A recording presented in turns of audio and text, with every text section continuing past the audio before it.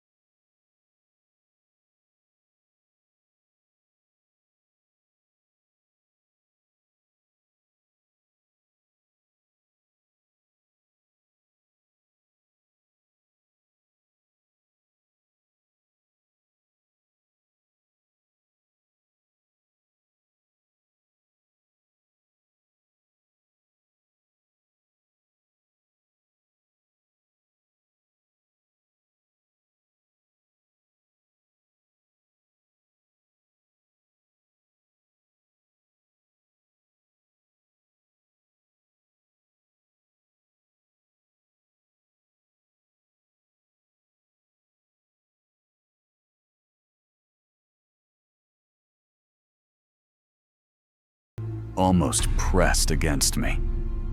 The next, nothing. The road behind me was pitch black, silent, empty. I slowed down, rolled to a stop in the middle of the road. The forest was still.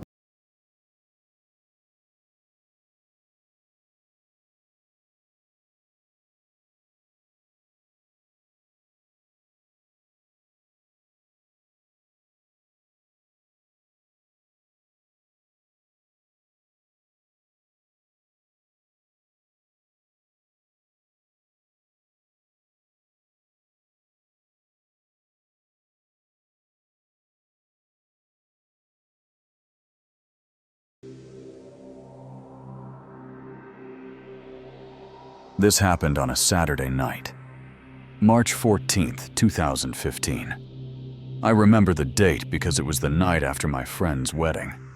I had driven 2 hours into Ohio to help clean up after the reception, and I was exhausted, running on caffeine and half a sandwich.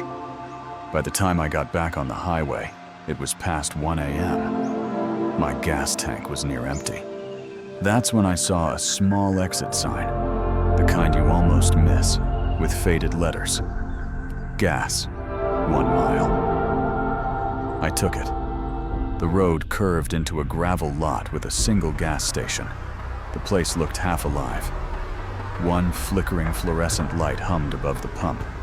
The rest of the lot was dark, like the night had swallowed it. I pulled up and killed the engine. The silence hit me immediately. Not even crickets. Just the buzzing of that one light. As I got out, I noticed someone. A man, standing near the corner of the building. He wasn't buying gas. He wasn't smoking. He wasn't on his phone. He was just standing there, half in shadow, facing me. My stomach tightened. I swiped my card, kept my eyes down, tried to act normal. The pump clicked on, fuel rushing into the tank. But I could feel his eyes on me. And then he spoke. His voice was raspy, cracked like he hadn't used it in weeks. Long way from home? My heart skipped. I hadn't said a word, hadn't given him anything to go on. But he was right. My plates weren't from Ohio. They were from Pennsylvania. Still, how could he know I wasn't local? I forced a laugh, the kind that dies in your throat, and muttered, "Yeah, just passing through." He tilted his head, just slightly. The buzzing light flickered once, twice, then steadied. For a moment, I thought his face had changed, like it wasn't finished, like someone had drawn a face but hadn't filled it all in. My tank was nearly full. The pump clicked. The sound startled me so badly I fumbled the handle. I shoved it back in, climbed into the car, and locked the doors. The man hadn't moved, still standing there, still staring. I started the engine. The headlights lit up the lot. That's when I saw it more clearly. His hands were wrong. Long, bony fingers too thin, bent in unnatural angles. Not trembling, not clenched, just hanging there, like they didn't belong to him. I pulled out fast, gravel spitting under my tires. In the rearview mirror, I caught one last glimpse. He hadn't turned, hadn't flinched from the headlights. He just stood there, watching. His face, still blurred, like a smear of wet paint. And as I merged back onto the highway, I swear, he raised his hand like he was waving goodbye. A month later, I took the same route again during the day. The gas station was boarded up, windows cracked, pumps rusting. No sign of him. But every time I drive past that exit sign, I feel the same thing in my chest. The weight of his stare, and that voice echoing in my head. Long way from home?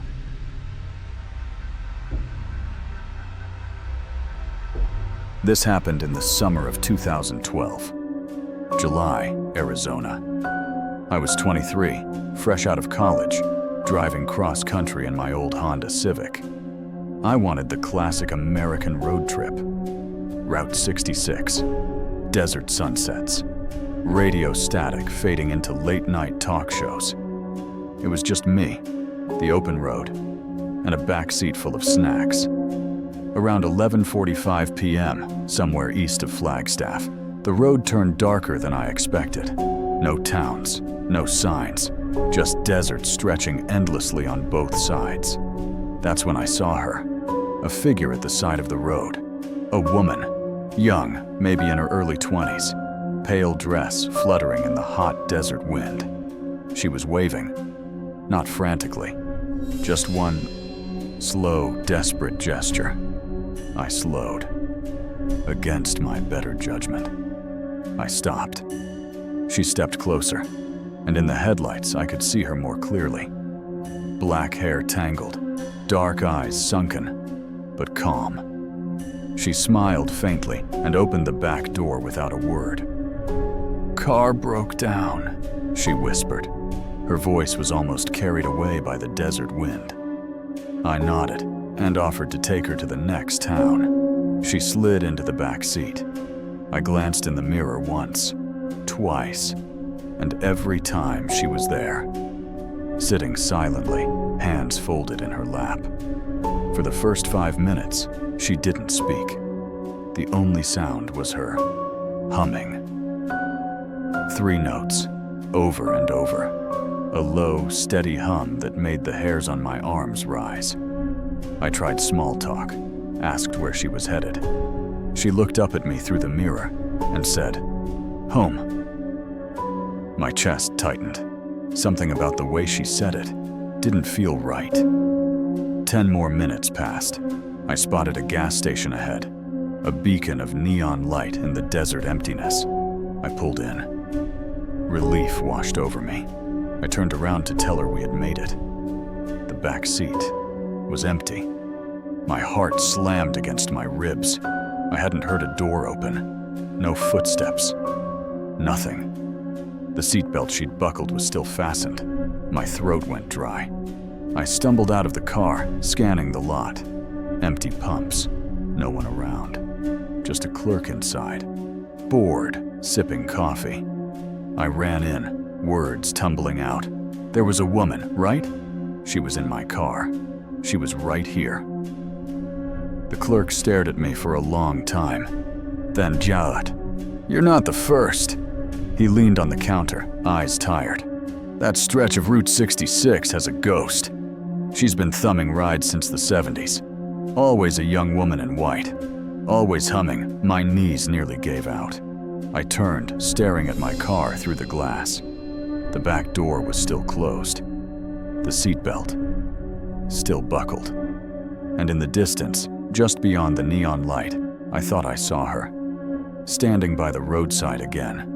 Pale dress fluttering in the desert wind, waiting for the next driver to stop.